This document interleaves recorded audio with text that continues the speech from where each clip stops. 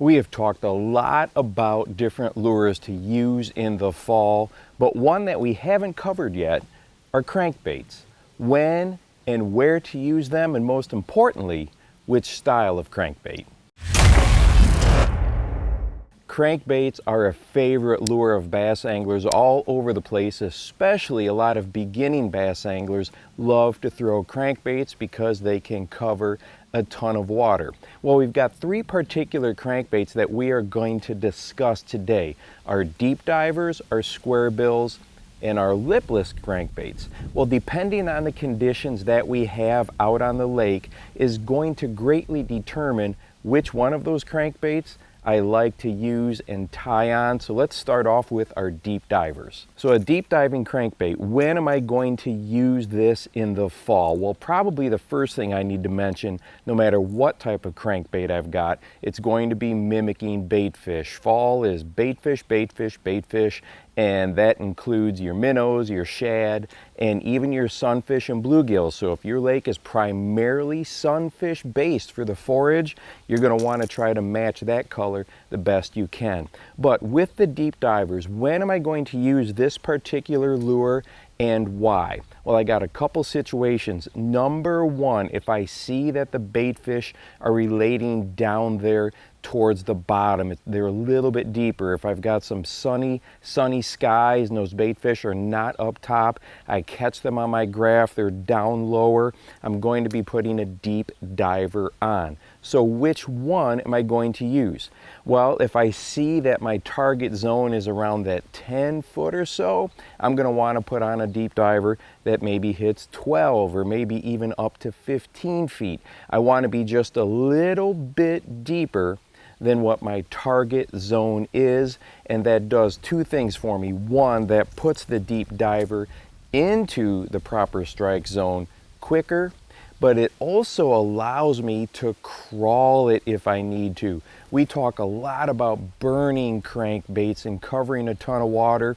Well, the fall is a situation where if I've got a lot of rocks down there, if I have some timber that is submerged on the bottom, I'm going to often want to try, can I crawl that crankbait through that stuff? Can I really pique the curiosity of those bass? So I can still cover water like this, but if I feel an area that's got a lot down there, I'm going to go ahead and just really kind of crawl it through there and work it up and over that cover. And a deep diver with the big bill excels at that type of slower crankbait presentation.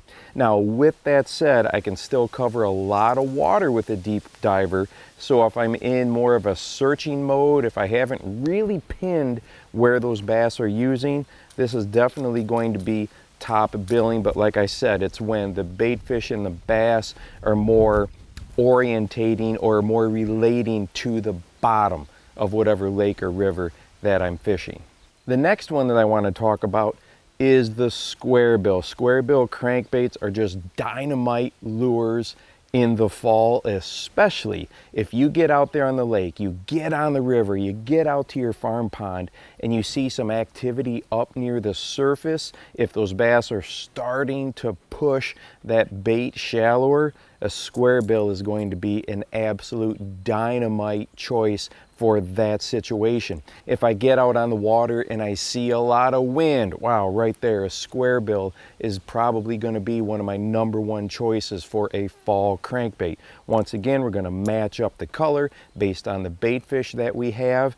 And with the square bill, I always try to burn this thing. If I can get that burning retrieve going where I burn it as hard as I can, stop it, burn it as hard as I can, stop it, that's going to be what I start with. But like I said with the deep diver, if that's not working, if I get into an area that has a ton of cover, laydowns, rocks, that type of stuff, go ahead and try to crawl it as well. Maybe you got a brush pile you're coming up to. Hit the outside edges of that thing, burn it right by it, see if you can get a bass to react and come out and attack. But if not, throw it down parallel with some of those longer limbs and crawl it up and over them and see if that can get the fish turned on as well. Sometimes that easy meal, that bait fish, that minnow, that shad is just kind of struggling along, just is too much for that big predator, and they will come out and attack it. So square bills, lots of wind. When I see that the baiting activity is shallower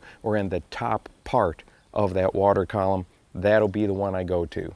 And the last one I want to cover is the lipless crankbait. This lure, like the others, will catch bass all through the spring, summer, and fall, but it oftentimes gets put on the back burner in the fall, and it's really a dynamite lure to fish in the fall. Now, unlike the other two, I don't really think about this one as a crankbait. I think about it like a jig, and that directly translates to the retrieve that I'm going to use first. I go ahead and throw it out there and let it flutter all the way down to the bottom, and once I know that I have bottom contact when that line goes slack, I'm going to take my rod and just pull it and just let that lure pop up a couple feet and flutter back down, pop up a couple feet and flutter back down. These lipless crankbaits are so effective on the drop. Yes, they definitely work if you just cast and retrieve them. You will catch bass that way.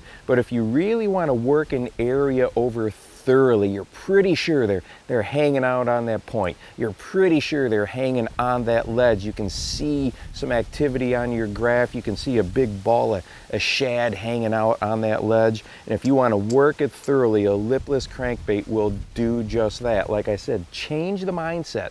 Think about it like a jig and fish it like a jig.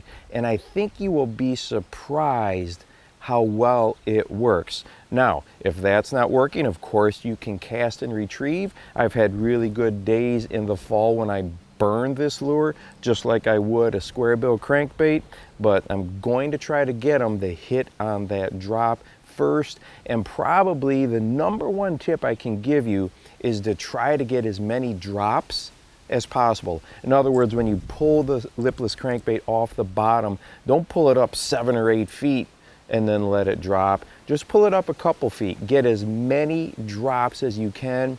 Most of the time, at least for me, those strikes come when that lure is fluttering down. So if I can get that lure to flutter down more often, I believe that my percentage of a possible strike goes way, way up.